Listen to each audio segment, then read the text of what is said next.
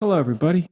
Welcome back to the Film Buds podcast, and also welcome to part 3 of our mini marathon series, which will be covering chapters 11 through 15, plus a bonus. And my name is Henry. Well, first of all, so sorry to be spamming y'all. I have been on vacation the last couple of weeks, and I've been really in the mood to put out a lot of content, so I really apologize to anyone who's getting annoyed by all of the episode pop-ups.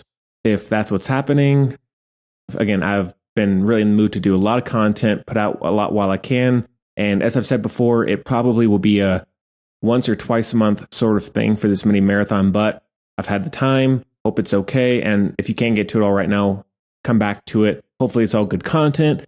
And yeah, well, just thanks for being here. And please hit subscribe, give us a rating and a review if you've not yet already. And huge shout out recently to whoever posted the latest review on iTunes. It was very long, very thoughtful, and very kind. So meant the world to us. So thank you very, very much again for that. Made our day, made our week. All right, well, let's get into it. Enough dilly-dally. Chapter 11, New Films.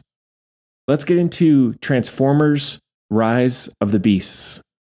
Came out in 2023.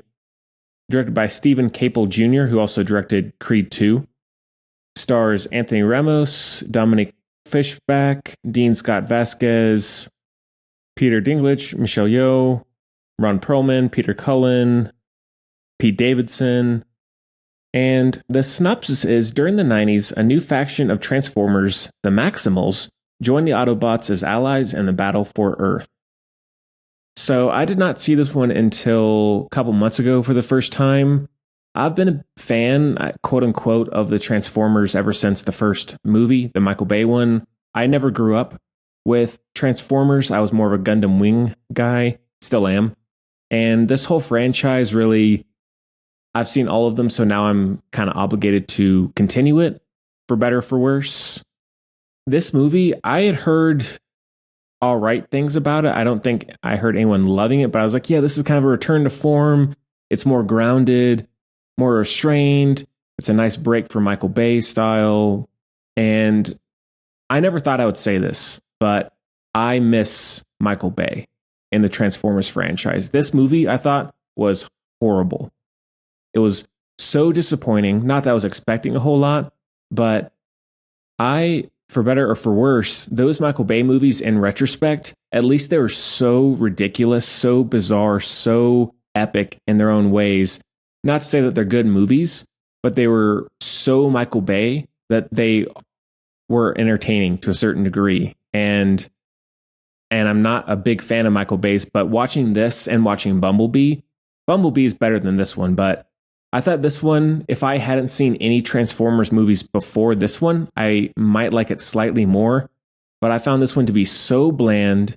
The Transformers, say what you will about the Michael Bay ones, but at least his Transformers were so decked out in a way, like the one smoking a cigar and all these crazy weapons and ridiculous designs. I at least found that memorable in a way. Not to say it's good, but at least it's something. I feel like in this, I've seen it twice now. I remember almost nothing about it. The main guy I don't care about. Not to say Shia LaBeouf was amazing. At least his character was kind of obnoxious, so he's slightly more memorable and funny. But Anthony Ramos, fine performance, and I liked him in The Heights. But nothing to the characters. The Transformer performances are very boring. I love those actors like Peter Dinklage. Everybody in there I really like, but possibly it's due to the direction or the design. I don't know. I just was really checked out in this movie. I thought the action was lame. The plot it's never interesting, but was very unengaging. Wasn't much fun. Wasn't that funny.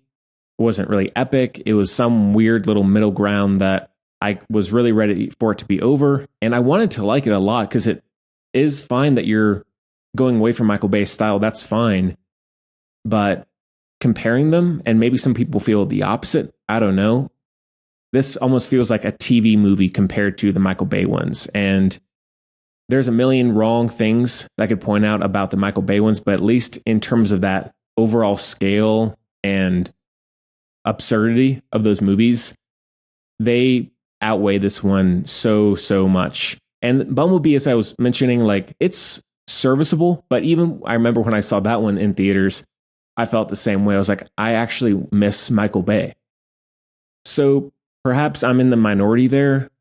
I know some people were really hating on it. I know some people thought it was all right. I would be curious to see what people say if you've never seen any Transformer movies before this, or if you've seen all of them like I have. Would be curious about that. Let me know in any of the contact information in the show notes or on Letterboxd. Other than that, not a whole lot else to say. I was really disappointed, was really happy that they're making a new Transformers movie, went in wanting to love it. And there are moments here and there that are all right. Like the final sequence is okay, but I feel like even that, the whole movie felt as though the human characters were purely there to get into smaller physical locations than the Transformers could get into, literally. Like it's such a small, trivial motivation for those human characters to be there. And Shia LaBeouf and Mark Wahlberg and all them, like they didn't have a huge purpose, but I feel like they were more front and center in some ways. And so that made their presence a little bit more grounded, I guess. Oh, and I won't spoil it because it is fairly new still. Hated the ending teaser tie-in to another franchise. Really am not looking forward to that. Hate that it's becoming even more of a cinematic universe. Not looking forward to that. As much as I like the other franchise, not interested. Might watch it, but I'm kind of eye rolling at that when I saw that. So it's not heading in a direction I am excited about. Wish they would put Michael Bay back in the chair. Don't think that's going to happen, but at least we have those 5 movies for what they are. Because I really like Age of Extinction and The Last Night are probably my 2 favorites of the 5. Despite all of their flaws, those 2 are at least so weird that I really find them entertaining to a certain degree. So this one is a 1.5 out of 5.